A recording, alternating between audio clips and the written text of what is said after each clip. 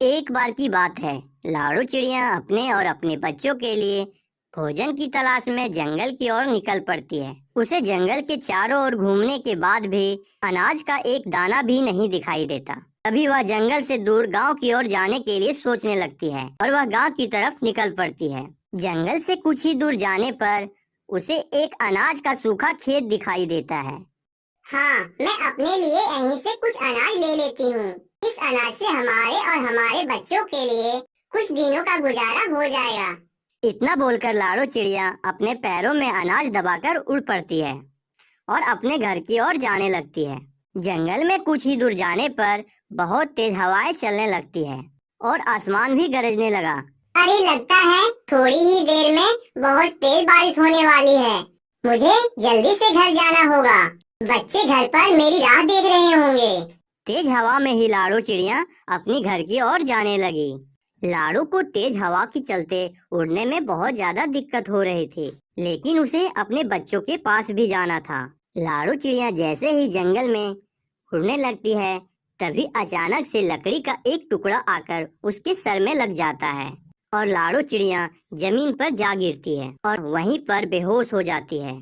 तभी कुछ ही देर में बारिश शुरू हो जाती है और लाड़ू चिड़िया को होश आ जाता है। अरे, मैं यहाँ पर क्या कर रही हूँ? लाड़ू चिड़िया की याददाश्त खो जाती है और तभी वो पेड़ की एक डाल पर जाकर बैठ जाती है और उधर लाड़ू चिड़िया के बच्चे बहुत ज्यादा डरे हुए थे। वो अपने घोंसले में बैठे अपनी माँ का इंतजार कर रहे थे। तभी दो शिकारी पंछी वहाँ पर आ जाते हैं। अरे, मुझे यहीं कहीं से चिड़िया के बच्चों की खुशबू आ रही है। लगता है इस तेज बारिश में हमें चिड़िया के बच्चे खाने को मिलेंगे। चलो उन्हें ढूंढते हैं। इधर लाड़ू चिड़िया बारिश में भीग रही थी और उसे कुछ समझ में नहीं आ रहा था।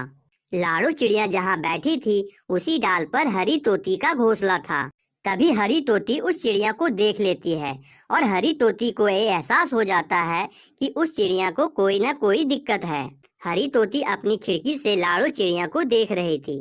वह देखती है कि लाड़ू चिड़िया वहाँ बहुत देरों से बैठी हुई है। तभी हरी तोती अपने घर का दरवाजा खोलती है। अरे चिड़िया बहन, तुम भीग क्यों रही हो? चलो अंदर आ जाओ। तभी लाड़ू चिड़िया घोंसले के अंदर आ जाती है और वो अपना नाम भी भूल चुकी थी। चिड़िया, तुम यहाँ आ जाओ, यहाँ पर तुम सूख जाओगी और तुम्हें बेहतर महसूस होगा। अरे, ये क्या, तुम्हारे सिर पर चोट लगी हुई है? क्या तुम्हारे ऊपर किसी शिकारी पंछी ने हमला किया था? और तुम्हारा नाम क्या है? चिड़िया बहन, मुझे नहीं पता कि ये चोट कैसे लगी है और मुझे अपना नाम भी याद नहीं आ रहा है। अरे बहन, लगता है तुम्हारी तबीयत सही नहीं है। तुम थोड़ी देर आराम करो और मैं तुम्हारी चोट पर मलहम पट्टी कर देती हूँ। लाड़ू चिड़िया को अब बहुत अच्छा महसूस हो रहा था। वह खिड़की से बारिश की ओर निहारने लगती है। चोट लगने से लाड़ू चिड़िया अपने परिवार को भूल चुकी थी। दीदी, मुझे बहुत डर लग रहा है। माँ कब आएगी? डरो मत मिनी बहन, मैं हूँ ना तुम्हारे साथ। मम्मी पापा बहुत जल्द आ जाएंगे। पिंकी बड़ी थी, इसीलिए थोड़ी बहुत उसे समझ थी। दोनों बहन अपने घोंसले में बैठी हुई थी कि तभी वहाँ दोनों शिकारी पंछी आ जाते हैं। अरे आखिरकार तुम दोनों मिल ही गई। मम्मी पापा, हमें बचाइए। इधर लाड़ू चिड़िया हरी तोती के साथ खाना खा लेती है। अरे बहन, अब रात हो चुकी है। मुझे लगता है कि अब तुम्हें यहीं सो जाना चाहिए। हाँ बहन, तुम ठीक कह रही हो।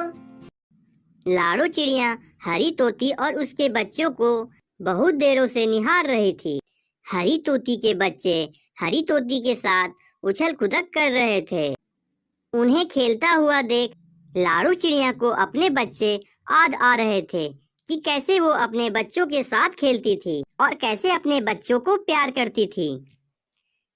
अरे बहन, मुझे याद आ गया, मेरे भी 2 बच्चे हैं और हमारा छोटा सा परिवार है। मेरे पति का नाम कालू और मेरा नाम लाडो है। मैं पास वाले सुंदरबन जंगल में रहती हूँ। अरे वाह लाडो बहन, ये तो बहुत अच्छा हुआ, तुम्हें थोड़ा थोड़ा याद आ रहा है। अरे बहन, लेकिन मुझे ये नहीं याद आ रहा है कि मैं सुंदरबन के जंगलों में कहाँ रहती हूँ।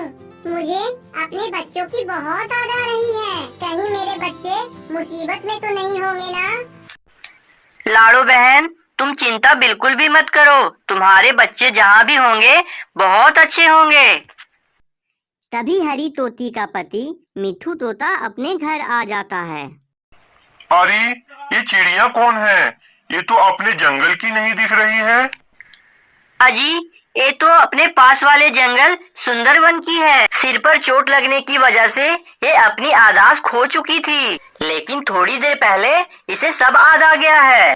इसका नाम लाडो और इसके पति का नाम कालू है। ये अपने 2 बेटियों के साथ सुंदरबन जंगल में रहती है, लेकिन हमें इसका घोंसला ढूंढना होगा और इसके परिवार से इसे मिलाना होगा। तुम चिंता मत करो बहन, मैं तुम्हारे परिवार की खोज करता हूँ।